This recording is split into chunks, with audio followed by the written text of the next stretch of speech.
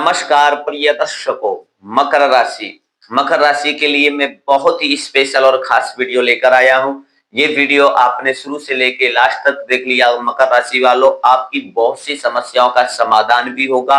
आपको एक सही दिशा, सही गाइडलाइन भी मिलेगी। मकर राशि के साढ़े साथी के बाद का जीवन कैसा रहेगा, क्योंकि 29 मार्च 2025 को शनि की साढ़े साथी खत्म हो रही है। यानी कि 7.5 साल की जो परेशानी थी, यानी कि एक आप जेल रूपी जीवन में रह रहे थे। 2017 से आप पर साढ़े साथी लगी थी। आपकी मानसिक स्थिति खराब थी, कर्जे की स्थिति बनी, अपने भी पराये हुए, बहुत सारी स्थितियों को, बहुत सारी परेशानी, कष्टों को मकर राशि वालों ने अपने जीवन में देखा है, उनको झेला है, उनका अनुभव लिया है और एक परिपक्व होकर निकले हैं। मकर राशि वालों, मैं हूं आपके साथ आचार्य राधा रमन। अगर आप चैनल पर नए आए हैं तो चैनल को सब्सक्राइब कर लीजिए। कमेंट में हर हर महादेव जरूर लिखिए। अगर आप वीडियो को लाइक करते हैं, कमेंट में अपना अनुभव बताते हैं, हर हर महादेव जय श्री कृष्णा लिखते हैं, तो हमारा उत्साह बढ़ता है, हमारी उम्मीदें बढ़ती हैं।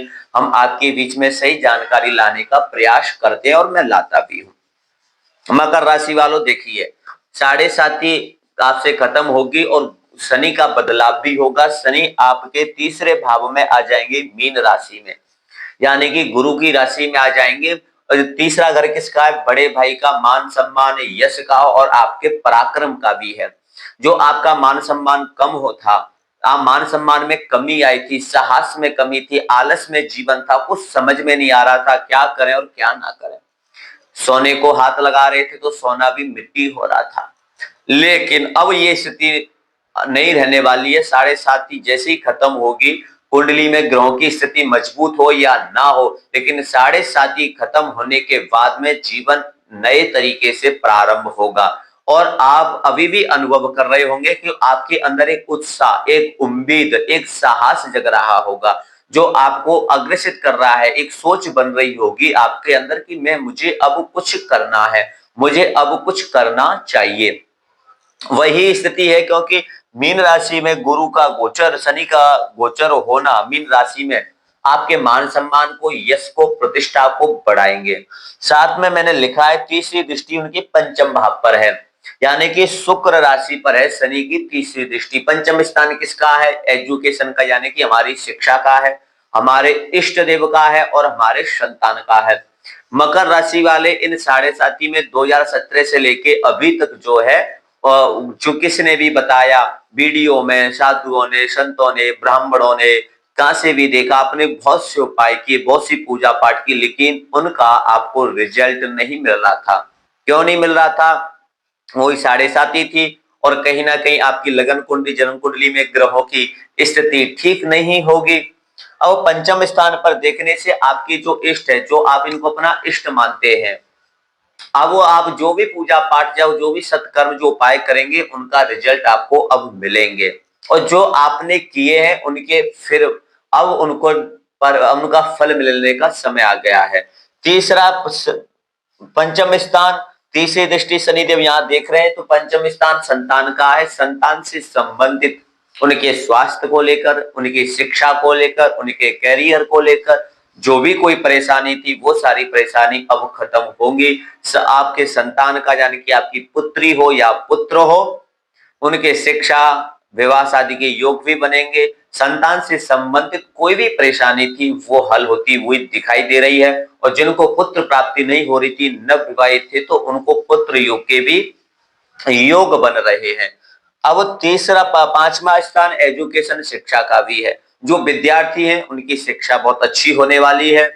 और दूसरा जो अनुभव व्यक्ति है, यानी कि कोई बिजनेस करते हैं या व्यवसाय करते हैं या कोई खेती करते हैं, कुछ भी काम क्यों ना करते हो, उस काम के अनुकूल आपकी, यानी कि एजुकेशन के अनुकूल, यानी कि एजुकेशन के हिसाब से, आपकी टैलेंट, योग्यता के हिसाब से जो कार्य आपका नहीं बन रहा था या जो नहीं मिल पा रहा था, तो आपके योग्यता के अनुसार आपका कार्य अब चलेगा। आप उस सामर्थ्यवान हो जाएंगे। आपके पास जो भी अनुभव है, जो भी योग्यता है, जो भी शिक्षा है, उसके हिसाब से अब आपका जीवन अच्छा चलेगा, उसका फल आपको मिलेगा। आपके अनुभव का, आपकी शिक्षा का, आपके व्यवसाय का, आपके बिजनेस का अब जो इनकी ग्रोथ बढ़ेगी, जो ग्रोथ रुक गई थी, जो इनकम रुक गई थी, जो कर्जे की स्थिति बनी हुई थी, वो कर्जे से बाहर निकलेंगे और कार्य आपका बहुत अच्छा चलेगा।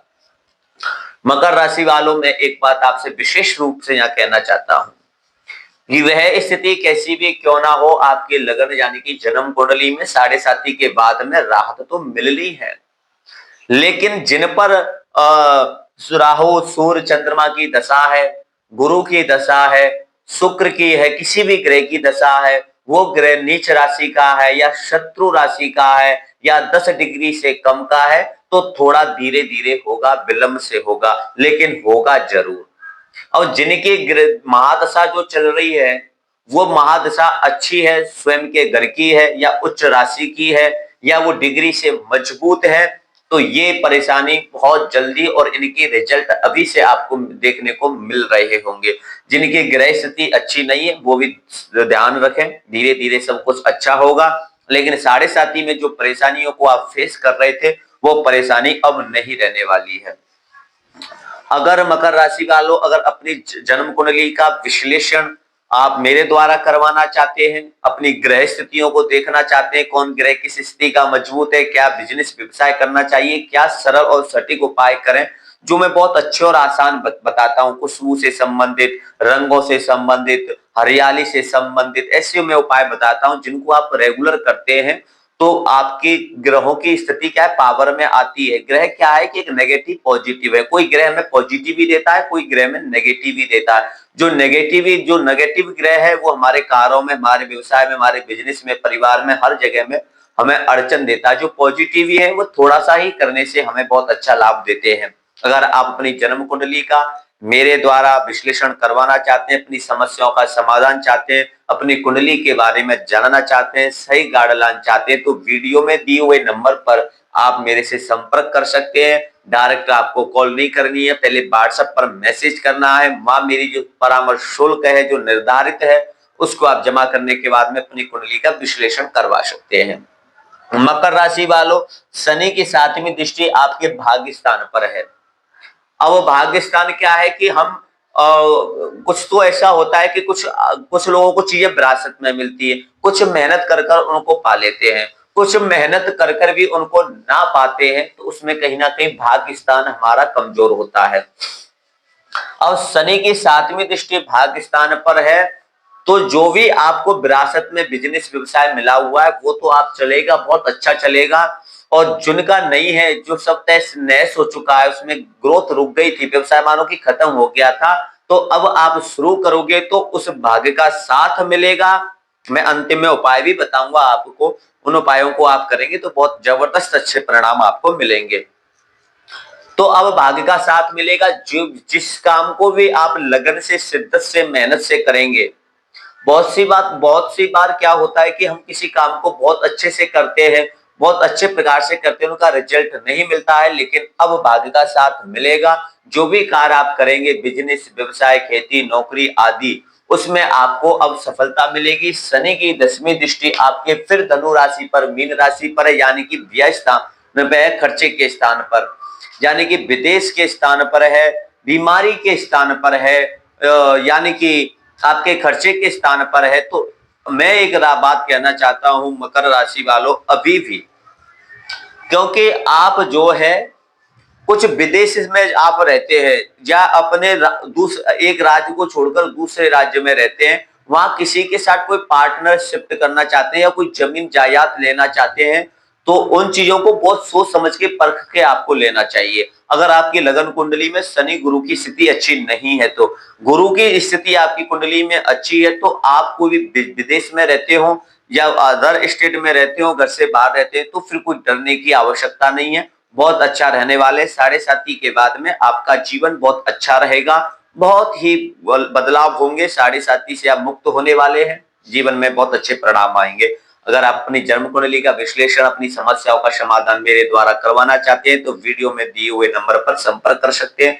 उपाय के तौर पर आपको क्या करना है, मकर राशि वालों, कि आपके जीवन में आपके जो भी इष्ट हैं, आप हनुमान जी को, शिव जी को, राम जी को, कृष्ण जी को, जिनको भी इष्ट मानते हैं, उन्हीं के मंदिर में सुबह शाम जाना प्रारंभ करना है। अगर आप कोई व्यवसाय बिजनेस करते हैं, बाहर रहते हैं, ऐसा संभव नहीं है, तो अपने इष्ट देव का फोटो रखें, उन्हीं के सामने 10 मिनट बैठकर आप उनसे ध्यान करें, उनके साथ प्रार्थना करें, उनको देखें।